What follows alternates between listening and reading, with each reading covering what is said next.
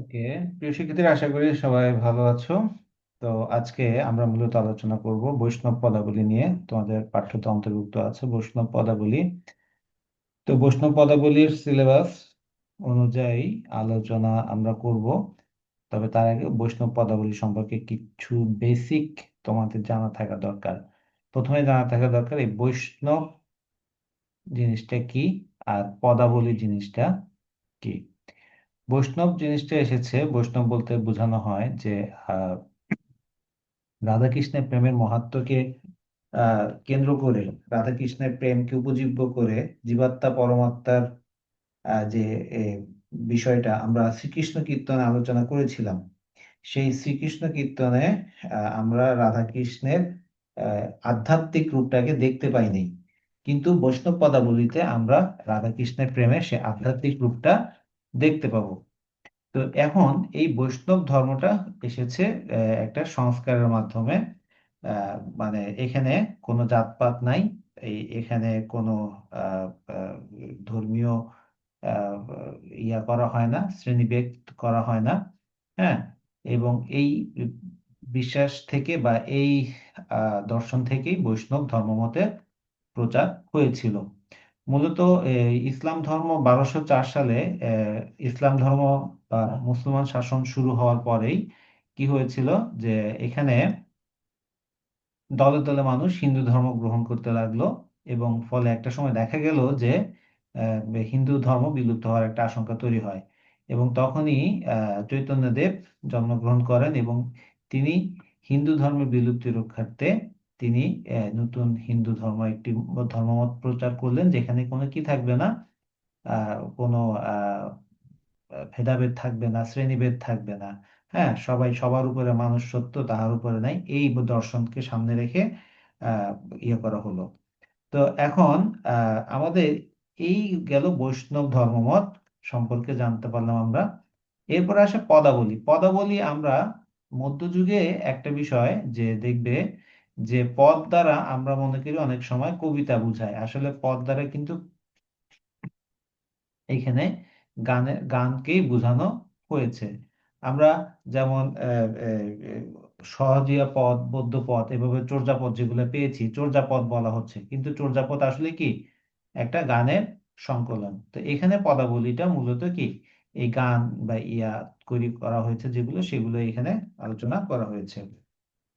তো এই পদাবলী, এই বৈষ্ণব পদাবলী হচ্ছে বৈষ্ণব ধর্মের রসভাষ্য বা পদাবলী সাহিত্য, যেটাকে আমরা দেখি বৈষ্ণব তত্ত্বের রসভাষ্য বলা হয় এই পদাবলী সাহিত্যকে। এবং রাধাকৃষ্ণের প্রণয় লীলাই এটার কি মূল উপজীব্য। তো 12 শতকের সংস্কৃত ভাষার যে প্রথম পদকর্তা আমরা জয়দেবের গীত গোবিন্দম, খেয়াল করো, জয়দেব রচিত গীত গোবিন্দম, হ্যাঁ, সেই গীত গোবিন্দমে প্রথম পদাকর্তা হিসাবে আমরা দেখতে পাই, বা এই বৈষ্ণব পদাবলী ধারার প্রথম কাব্য। তো কাব্যটিতে প্রায় 286টা শ্লোক ছিল, 24টি গীতের সমন্বয়ে প্রায় 12টি স্বর্গে রচনা করা হয়েছে। তো আমাদের এই পদাবলীর সাহিত্যটা বলা হয়ে থাকে বাংলা সাহিত্যের শ্রেষ্ঠ নিদর্শন, বা আমাদের যত ধরনের সাহিত্য রচিত হয়েছে আন্তর্জাতিক ক্যাটাগরিতে এই বৈষ্ণব পদাবলীটাই সবচেয়ে বেশি আহ, কি আহ, আহ, গুণ সম্পন্ন বা বেশি ভূমিকা রাখতে সম্পন্ন হয়েছে বলে ধারণা করা হয়। তো এখানে রাধাকৃষ্ণের প্রেম যেটি আছে, সেই রাধাকৃষ্ণের প্রেমটি মূলত একটি রূপক আকারে এখানে দেখা হয়েছে। তো বৈষ্ণব ধর্মের মধ্যে স্রষ্টা ও সৃষ্টির মধ্যে যে একটা প্রেমের সম্পর্ক আছে, স্রষ্টা যেমন সৃষ্টিকে তৈরি করেছে, স্রষ্টা সৃষ্টিকে ভালোবাসে, তাই সৃষ্টির উচিত স্রষ্টাকে ভালোবাসা। এখানে রাধা জীবাত্মা, কৃষ্ণ পরমাত্মা, এবং এই জীবাত্মা পরমাত্মার যে মিলন, সেটি আমাদের বৈষ্ণব পদাবলীর মূল উপজীব্য। তো এই কারণেই বলা হয় বৈষ্ণব পদাবলীকে মধ্যযুগের শ্রেষ্ঠ কাব্য। আমাদের মধ্যযুগে যত ধরনের কাব্য আমরা পেয়েছি, মধ্যযুগের শ্রেষ্ঠ কাব্য হিসেবে আমরা পদাবলীকেই পেয়েছি।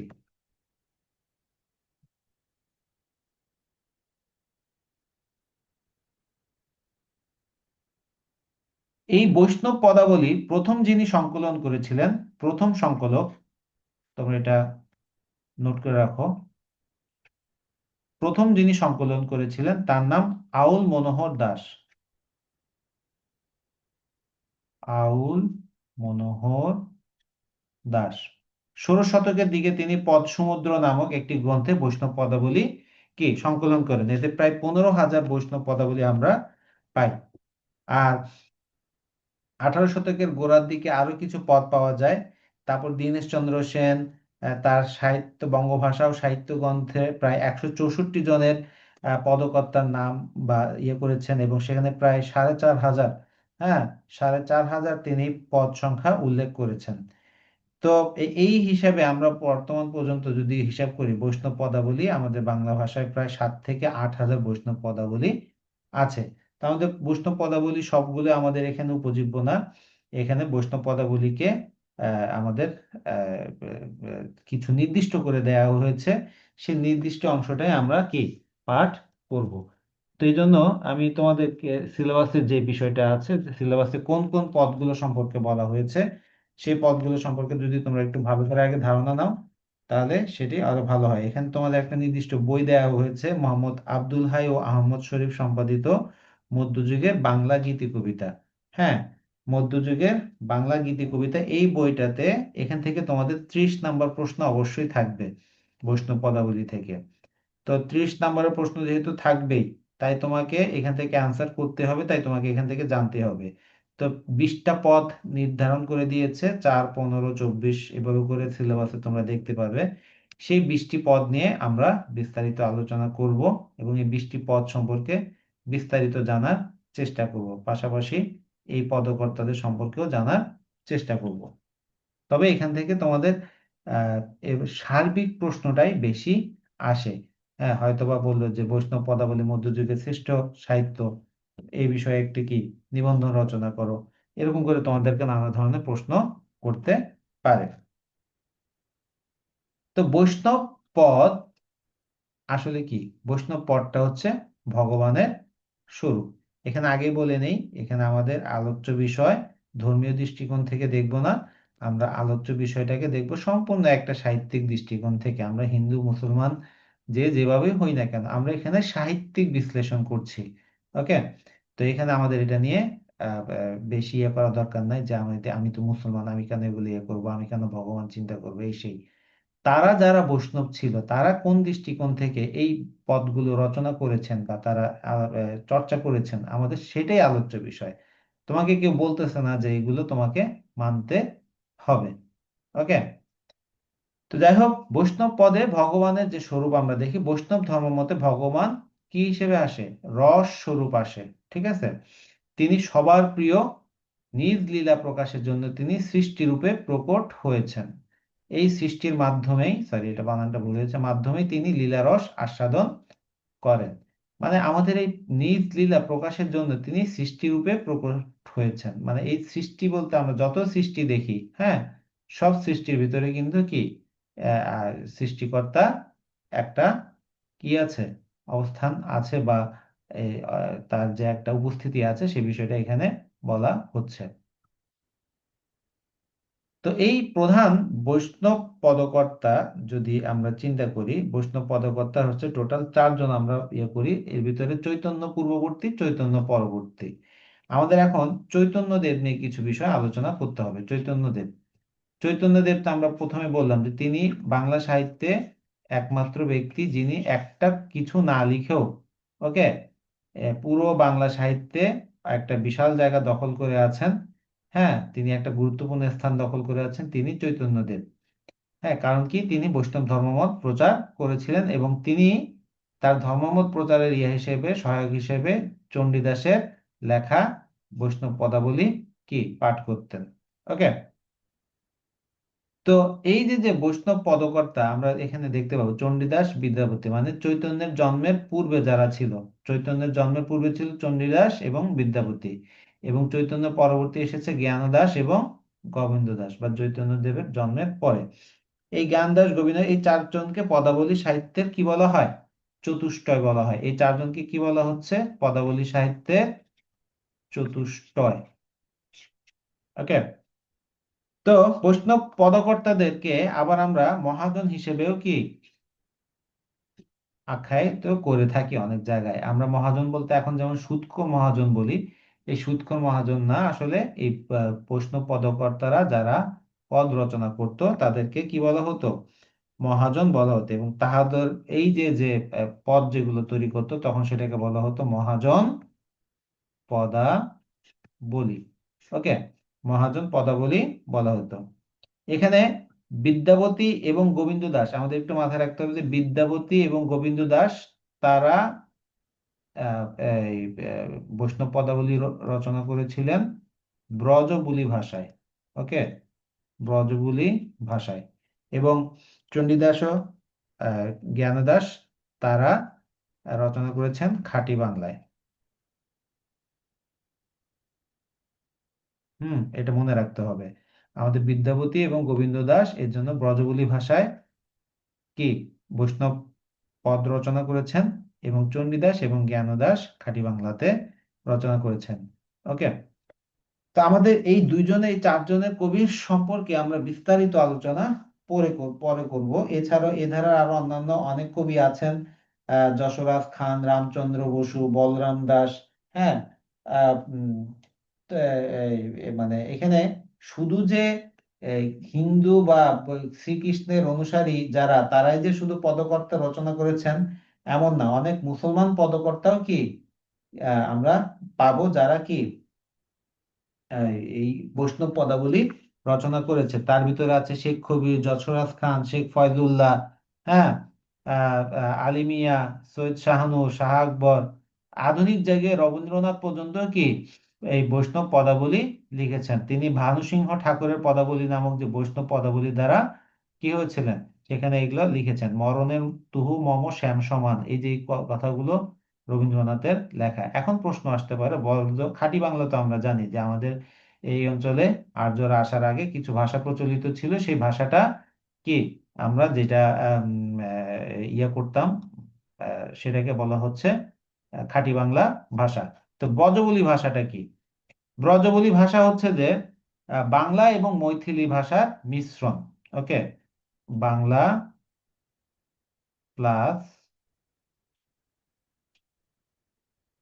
মৈথিলি, সরি মৈথিলি দীর্ঘইকার হবে, মৈথিলি ভাষার মিশ্রণকে বলা হয় ব্রজবুলি ভাষা।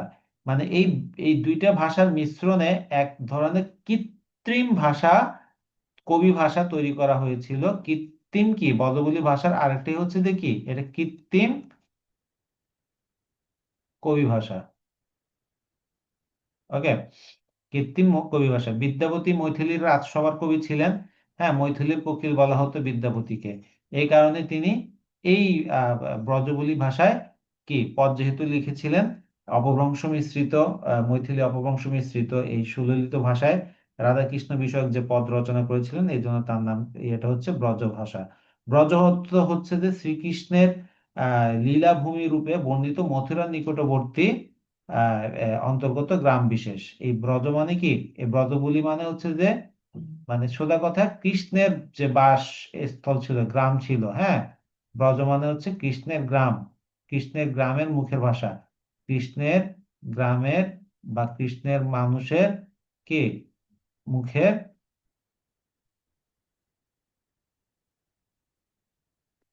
ভাষা। ঠিক আছে, কৃষ্ণের মানুষের মুখের ভাষা। তো ব্রজবুলি ভাষা কিন্তু মানুষের মুখের ভাষা ছিল না, এটা সম্পূর্ণরূপে একটা কৃত্রিম ভাষা ছিল। শুধুমাত্র সাহিত্যকর্ম তৈরির ক্ষেত্রে এই ভাষাটা ব্যবহৃত হতো। ব্রজভূমি বা মথুরা বৃন্দাবনের বুলি হিসেবে এই ব্রজবুলি ভাষাটা প্রতিষ্ঠিত হয়ে আছে। বাংলাদেশের সবচেয়ে প্রাচীন ব্রজবুলি পদের রচয়িতা হচ্ছে কে? যশোরাজ খান। এটা তোমাদের গুরুত্বপূর্ণ না, তোমাদের শুধু এতটুকু গুরুত্বপূর্ণ জানতে হবে যে কি বিদ্যাপতি গোবিন্দ দাস ব্রজবুলি ভাষায় বৈষ্ণব পদাবলী রচনা করেছেন, এবং এই ব্রজবুলি ভাষাটা হচ্ছে বাংলা প্লাস মৈথিলির একটা মিশ্রণ, কৃত্রিম ভাষা। কৃষ্ণের গ্রামের মানুষের মুখের ভাষা ছিল এই ব্রজ ভাষা, এই হিসেবে এটা কি ইয়ে করা হয়েছে।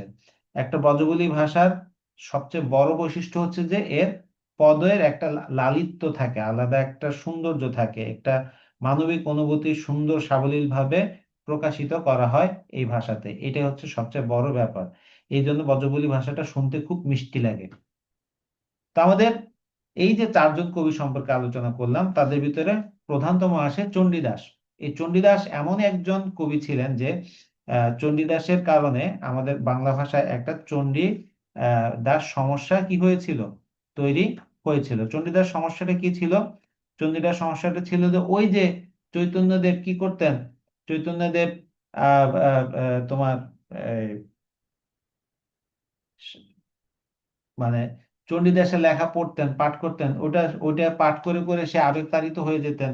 সেই আবেগতাড়িত হয়ে যাওয়ার ব্যাপারটা থেকেই বাকি সবাই কি করলো, বাকি সবাই চৈতন্য দেবের এই বিষয়টাকে মনে করলো যে তার প্রভু যদি তার কাব্য পাঠ করে তাহলে তার এটা একটা ভালো লাগবে। এই কারণে তিনি কি আহ, তারা নিজেদের নাম লিখে দিত। এই কারণে একটা চণ্ডীদাস সমস্যা তৈরি হলো যে আসলে চণ্ডীদাস কে, আসল চণ্ডীদাস কে, এই সমস্যাটা তৈরি বা বোঝানোর জন্য আহ, একটা সমস্যা, সরি, এই আসল চণ্ডীদাসকে এটা বের করা একটা টাফ ব্যাপার হয়ে গেল। যে কারণ আহ, নামের শেষে চণ্ডীদাস লিখে দিলেই তো চণ্ডীদাস হয় না। তো এই চণ্ডীদাস সমস্যাটা নিয়ে আমরা পরে আলোচনা করব। মূলত এখানে তিনজন চণ্ডীদাসের নাম পাওয়া গেছে: বড়ু চণ্ডীদাস, দ্বিজ চণ্ডীদাস এবং দীন চণ্ডীদাস। তো এই তিনজনের ভিতরে আরেকজন হচ্ছে রিয়েল চণ্ডীদাস। তো কে আসল চণ্ডীদাস সেটা নিয়ে একটা কম্পারেটিভ আলোচনা করা আম, হয় হয় চণ্ডীদাস সমস্যাতে। তো ধারণা করা হয় যে যে চণ্ডীদাসের লেখা ইয়ে পড়তেন, হুম, মানে চৈতন্যদেব পড়তেন, সে শুধু তার নিজের নামে চণ্ডীদাসই লিখতেন। তো চণ্ডীদাসের সমস্যা এই মাথায় রেখে আমাদের এই পদাবলী রচয়িতা চণ্ডীদাসের কথা আলোচনা করতে হবে, যিনি আমাদের আহ, তার মরণেও কি শান্তি নেই, স্বস্তি নেই। চণ্ডীদাসের সবচেয়ে বড় ইয়ে হচ্ছে যে কি তার ইয়াগুলো এত বেশি আবেগ আপ্লুত, যেন তার মরণেও কোনো শান্তি নেই। তাকে বিরহের কবি বলা হয়, আত্মনিবেদনের কবি বলা হয়। এবং চণ্ডীদাসের লেখনীতে নারী হৃদয়ের অনাবিল প্রেমের যে পরিচয় পাওয়া যায় সেটা আর কোথাও পাওয়া যায় না। তাই এখানে আমরা চণ্ডীদাসের যে রাধা তিনি এঁকেছেন, যে রাধাকে তিনি কল্পনা করেছেন, সেই রাধা একজন কি যোগ মগ্না রাধিকাকে তিনি এখানে এসেছেন। তার হাতে বৈরাগীর একতারা সুর এমন উদার যে মর্মস্পর্শী। এটা তোমরা একটা, এই অংশটা কি আমি স্লাইড তোমাদেরকে দিয়ে দিব, এই স্লাইডটা তোমরা পরীক্ষার খাতায় ভূমিকা হিসেবে লিখবে। বুঝা গেছে? ভূমিকা হিসেবে লিখবে, তাহলে তোমরা কি একটা ভালো ইমপ্রেশন তৈরি করতে পারবে। তো যাই হোক, এই যে যে মানে বিরহেই যেন চণ্ডীদাসের সফলতা, সহজ সরল নিরলংকার ভাষায় তিনি তার বিরহের কথা, বেদনার কথা, আত্মনিবেদনের কথা কি আহ, আহ, তুলে ধরেছেন। চণ্ডীদাসের কাছে এই প্রেমই কি জগৎ, পুরো জগৎটা একটা প্রেমময় জগৎ হিসেবে আমরা দেখতে পাই। চণ্ডীদাসের এই যে বিভিন্ন লেখনী যদি আমরা বিশ্লেষণ করি, যেমন দেখো রাধার কি হইল অন্তরে ব্যথা। হ্যাঁ, রাধার মানে এগুলো কিছু উদাহরণ, যে রাধার কি হইল অন্তরে ব্যথা। বা এই যে আমার বধুয়া আন বাড়ি যায় আমারই আঙিনা দিয়া, মানে আমার বন্ধু অন্যের বাড়ি যাচ্ছে আমারই আঙিনা দিয়ে। তোমরা কি এই যে গান শুনছো না, ফাইটে যায় বুকটা ফাইটে যায়, বন্ধু যখন বউ লইয়া রঙ্গ করে হাইটে যায় ফাইটে যায়। তাহলে ওইটার সাথে দেখো তো এটার সাথে মিলে কিনা, যে সে আমার বধুয়া আরেকজনের বাড়ি যাচ্ছে, আমার কি বুকটা তাতে কি ফেটে যায়। বধূ কেমনে ধরিব হিয়া আমার বধুয়া আন বাড়ি যায় আমারই আঙিনা দিয়া। এছাড়া দেখো কলঙ্কি বলিয়া ডাকে সব লোকে তাহাতে নাহিক দুঃখ, তোমার লাগিয়া কলঙ্কের হার গলায় পরিতে সুখ। মানে কলঙ্কি, এখানে কলঙ্কি কে? রাধা। ঠিক আছে, এই রাধাকে সবাই কলঙ্কি ডাকে, তাতে তার দুঃখ নাই। হ্যাঁ, মানে তোমার জন্য আমি কলঙ্কিত হয়েছি সেটাতেই আমার সুখ। তারপর কি বলছে দেখো, জীবনে মরণে জনমে জনমে প্রাণনাথ হইও তুমি। এই যে দেখো, তুমি জীবনে মরণে জনমে জনমে প্রাণনাথ হইও তুমি। এই যে কবিতাগুলো আমরা দেখলাম, এগুলোতে শুধু প্রেমের কবিতা না, এটা প্রেম, একটা প্রেম প্লাস ভক্তি, দুই যে জিনিস এখানে অ্যাড হয়েছে। এখানে শুধু প্রেম আমাদের আসে নাই, একই সাথে এসেছে কি প্রেম এসেছে, প্রেম প্লাস কি এসেছে, ভক্তি এসেছে। এটাই হচ্ছে চণ্ডীদাসের সাহিত্যের অন্যতম একটা বড় বৈশিষ্ট্য। এই দিক থেকে প্রেম প্লাস ভক্তি বর্ণনাতে চণ্ডীদাসের উপরে কেউ নাই। আমরা যদি চণ্ডীদাসের ভাষা বিশ্লেষণ করি তাহলে দেখতে পাই যে চণ্ডীদাসের ভাষা ভঙ্গিমা, ছন্দ, বাক্যাক্তি, এই বাক্যাক্তি মানে বিশেষ কথা বলার স্টাইল, হ্যাঁ, এই কথা বলার স্টাইলগুলো একদম সাদাসিধে এবং সরল। যেমন কানুর পীরিতি চন্দনের রীতি ঘোষিতে সৌরভময়, মানে কানুর পীরিতি, কানু হচ্ছে কৃষ্ণ, কৃষ্ণের ভালোবাসা চন্দনের মতো ঘষলে সৌরভময় হয়ে ওঠে। তারপর কি বলছে দেখো, খুরের উপর রাধার বসিতে নারীতে কাটিয়ে নড়িতে কাটিয়ে দেহ, মানে খুরের উপরে রাধা বসে আছে যেন, বা নড়লেই সে তার দেহ কেটে যায়। বণিক জনার করাত যেমন দুদিকে কাটিয়ে যায়, মানে ওই যে কতগুলো বলে না, শখের করাত ভাইয়া দুই দিকে কাটে, টান দিলেও কাটে, বের করতে গেলেও কাটে, সেভাবে এভাবে বর্ণনা করা হচ্ছে। এই যে উক্তিগুলো, এগুলো ক্লাসিক রোমান্টিক উক্তি। সব কথা এখানে ব্যক্ত হয় নাই, আভাস ইঙ্গিতে অবাক মানে একটা এমন ভাবে কথাগুলো বলা হয়েছে যে এগুলা তুমি মানে এগুলো ফিল করতে পারবে, কিন্তু যেন এটা ভাষায় প্রকাশ করতে পারবে না। যেমন দেখো যে এই যে দেখো এখানে প্রথমে বলছে যে মানে এমন প্রীতিটা এমন, ভালোবাসাটা এমন, চন্দনকে যেমন ঘষলে সৌরভময় হয়ে ওঠে, হ্যাঁ, চন্দন কাঠ যেমন পাথরে ঘষে ঘষে ইয়ে করে, ঠিক তেমনি তার প্রীতিটাও এরকম, মানে এখানে বিরহাই যেন সুখ। তো এই যে যে বিষয়গুলো, এই বিষয়গুলো এখানে লেখক তুলে ধরেছেন এভাবে। তো আমরা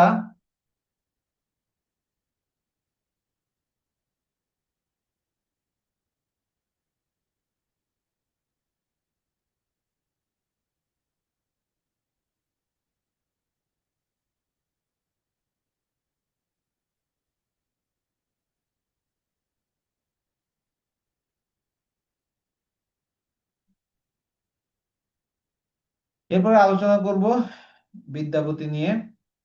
আমি তোমাদেরকে এগুলো বিস্তারিত আলোচনা করতেছি না, তোমাদের জাস্ট একটু ধারণা দিচ্ছি। আশা করি যে তোমরা এগুলো বই থেকে যখন পড়বে বিস্তারিত তখন এটা ধরতে পারবে। অনেক সময় তোমরা কনফিউজড হয়ে যাও বিদ্যাপতি চণ্ডীদাস এই দুইটার ভিতরে কি পার্থক্য তোমরা করতে পারো না। মূল কথা তোমাদের মাথায় রাখতে হবে যে চণ্ডীদাসের রাধা আবেগতাড়িত, আর বিদ্যাপতি রাধা কি তোমার যুবতী রাধার মতো, মানবিক প্রেমের মতো। আমরা আধ্যাত্মিক রাধাকে দেখব চণ্ডীদাসের রাধাতে, আর একজন মানুষ হিসেবে যে প্রেম আকাঙ্ক্ষিনী যে বিষয়টা, সেটা দেখবো আমরা বিদ্যাপতির রাধাতে।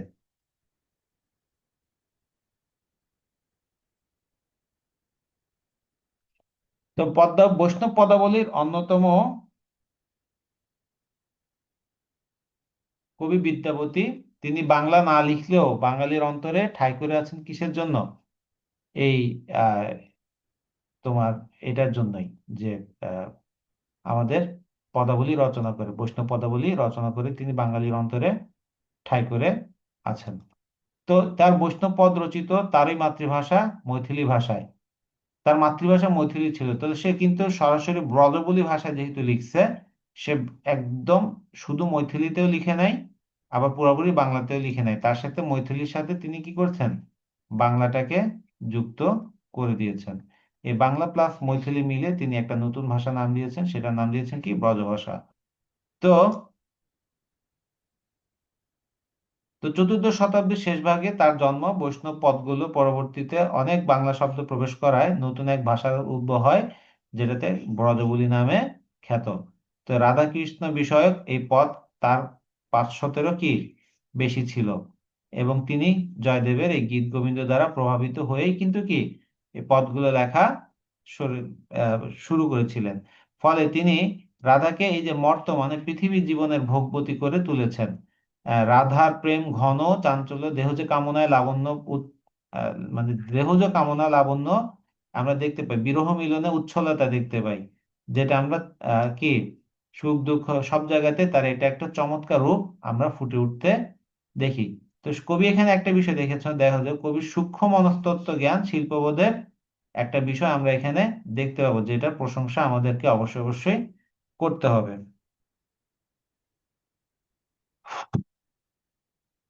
যেমন দেখো, বিদ্যাপতি রাধা কিরকম, তার রাধা মিলনে অপরূপ বিরহ তেমনি বেদনা বিষণ্ণ। লাখ লাখ যুগ হিয়ে হিয়ে রাখলু, তবু হিয় জুড়ান্ন গেল। মানে আমি লাখ লাখ যুগ ধরে হিয়ে হিয়ে রাখলু, মানে জিয়ে জিয়ে রাখলাম বা জমিয়ে রাখলাম, তবু হিয় জুড়ান্ন গেল। তবু আমার হৃদয় কি, এই যে আমার এই যে হৃদয়ে হৃদয়ে রেখেছে কি, হৃদয়ে রেখেছে লাখ লাখ বছর ধরে, হ্যাঁ, তারপরও যেন কি তার হৃদয় জুড়াচ্ছে না। এই ভরা ভাদর মাহ ভাদর শূন্য মন্দির মোর। হ্যাঁ, এই ভরা ভাদরে মানে বৃষ্টির বা ইয়েতে আমার মন্দিরটা শূন্য হয়ে আছে। তো এভাবে রাধার যে আমরা যেমন দেখো, এখানে সে একটা মানুষকে অনেক দিন ধরে কাছে রেখেছে, তারপরে তার মন জুড়ায় না। প্রিয় মানুষকে কখনো এভাবে ইয়ে করা যায় না। তোমার প্রিয় মানুষ থেকে তুমি দূরে বেশি থাকতে পারবে না, এটা তোমার কাছে সবসময় এরকম মনে হবে। তো যখনই ইয়ে হবে, তোমার যার প্রতি তোমার যত বেশি ফিলিংস, তাকে তুমি যতই কাছে রাখো না কেন, তার বিরহে তুমি থাকতে পারবে না। এই বিষয়টা আমরা এখানে দেখি। তা আমাদের এখানে বিদ্যাপতির মূলত অভিসারের পথ সৃষ্টিতে তিনি বেশি ইয়ে করেছেন। অভিসার মানে কি, রাধা গোপনে কি করেছে, রাধা গোপনে কৃষ্ণের সাথে দেখা করতে যায়। হ্যাঁ,